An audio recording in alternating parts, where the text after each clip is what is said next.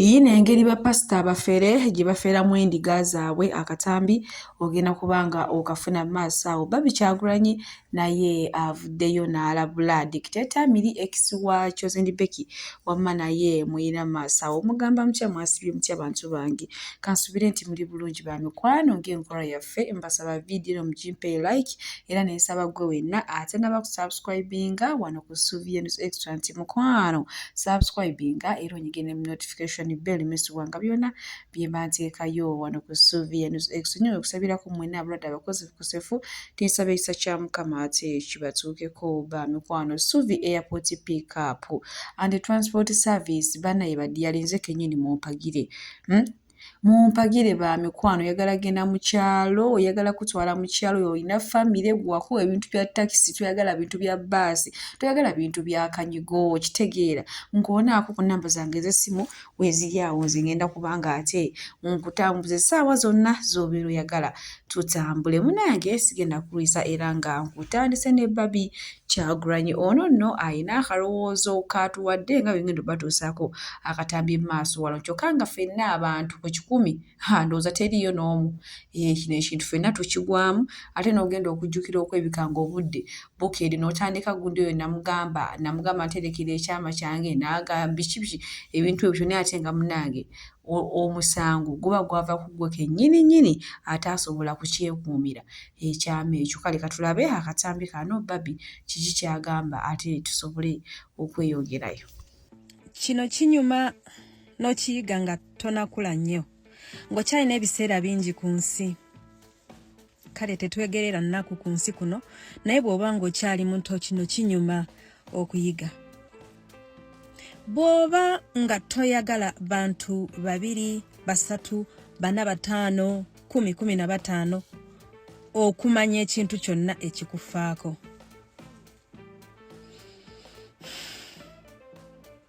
Tonyumizaayo n'omu. Teweenyumyangako kintu ky'otali ready nsi kukumanyaako. Bw'atyo Barbie Kyagulanyi bw'atuwadde akalowoozo ku lunaku olwaleero. Ekintu ng'omanyi onaakikuuma kikuumenga ggwe, naye w'ogamba mbu ate mbuuliddeko gundi ate gundi naye n'omugamba toyogera ate obedde ggwe kikulemye okwogera ate ogamba munno mbu nkubuuliddeko naye toyogera. Kati yo oba oyagalazeeko kinga gwe nnyini kyo kibeera kikulemye okukweka. Anyway, bwe tweyongerayo ewa Dictator Milly badiyale nyongera okubajjukiza okuva we yayawukana ne Chosen Becky oba mukyala Ssekaggya kati munnange ayina enfuna gye yafunamu bbode y'omubiri nga woolaba awo ayina akanyama gamba ayina ensitula gy'asituddemu enfuba mu maaso awo. Ate munnange yafuuka ayina asalako enviiri nga buli alina Chosen Becky teyasalangako nviiri zimalako bw'ati. Naye Chosen Becky ng'alina Amiri naye yali alabika bubi. Bwe yagenda ewa Ssekaggya anyirira.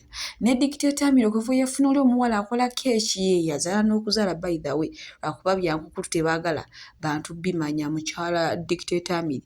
Naye munnange anyirira mbufunze sayidi zombi zaakazaali zeenyigiikiriza ate owaaye tunaagamba Suuvie Airport Pick Up and Transport Service bakasitoma baffe abalungi. Nyongera okubajjukiza nti emiwendo gyo twagisaliddeko ddala nga woolabaawo ate nsiiba nkibagamba nti bookinga Suuvie Airport Pick Up and Transport Service mukwano nze siseererako ddala. Oyagala kugenda mu kyalo, oyagala kukima mu kyalo, oyagala genda ku pate, oyagala genda ku birthday, oyagala kulya ku zizo, kiki oyagala okulya, oyagala kunona ku kisaawe, oyagala kutwala ku kisaawe, bookinga Suuvie Airport Pick Up and Transport Service. Ate badiyale wojja n'oŋŋamba munnange ebyadala Suuvie ssente zo nazirabye naye ekyamazima siziwezaawo nja kusalirako oba okitegeera. Kati so gwe wenna atannaba ku bookinga Suuvie Airport Pick Up and Transport Service ono ng'ojja n'akusalira nako olinze eki mukwano?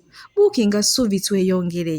Bwe tweyongerayo era nga nkuleetedde omwami nga Tuttula engeri bapasita abafeere wamma gye babbamu endiga zaabwe nga ssente gwe kennyini gwazeetooledde mu nsawo nga teri muntu n'omu akukasi wabula nga ye pasita akuyingidde mu bwongo bwo n'atwala ebyo bimanyi bagamba ow'amagezi yali agenda kubanga akatambi kabalekerako naye nga nyongera obbajjukiza atambula n'essuvi airport pick up and transport service wamma ogenda kutuuka bulungi nnyo nga n'ebintu byo nga tewali kibbiddwako oba yenna gy'ogenda okulaga olina famire nkoonako ennamba zange weeziri ngenda kubanga ate nkutuusa bulungi era tugenda kutambula bulungi oba misana oba kiro zonna essaawa z'oyagala okutambuliramu. Bapasita gye baferamu abantu waliwo enfera bapasita gye baferamu abantu bakufera naye bakuyingira omutima n'otuuka ku level nga ggwe kennyini weefuukidde omufere eyeefera. Bakuyingira ne bakutuuka mu mutwe n'ofuuka omufere eyeefera naye nga bakikuleetedde. N'agamba bw'ati ndaba abantu 10 Katonda baayogera nabo okuwaayo miliyoni 3 eza ssente. Ndaba abantu 10 Katonda baayogera nabo okuwaayo miliyoni 3 eza ssente. Mpulira ng'omwoyo wa Mukama ali mu kwogera nange ku bantu 10 abalina miliyoni 3.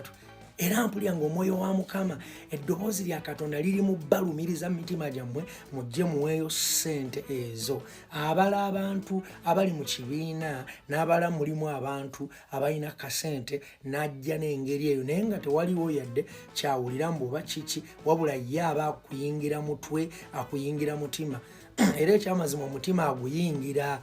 Ne bakubaawo akanangananga ne bayimba obuyimba obwo buleeta muudu kati mu nderi ogenda otandika okulira nga muvaamu eddoboozi erigamba waayo waayo ng'olira ekintu kikulumiriza mu mutima okuwaayo kikulumiriza mu mutima nga ne bwaba fiizi wa baana nga bakuddayo ku masomero ng'oddayo ewaka n'omunona ng'oddayo ewaka n'omunona n'ojja n'omuwaayo naye nga bakuyingidde buyingizi mutwe n'otuuka ku levo nga weewulira oba weewulira owulira gwe kennyini nga gwayogera naawe gwe kennyini nolowooza nti omwoyo omutuufu yali mu kwogera naawe. Bantu bangi babafeze bwe batyo, bantu bangi babaggyeko ebyapa byabwe, bantu bangi babatunziza motoka gaabwe, bantu bangi babakozesezza ebintu ebyekisiru bwe batyo nga babafera mu nfeera eyo.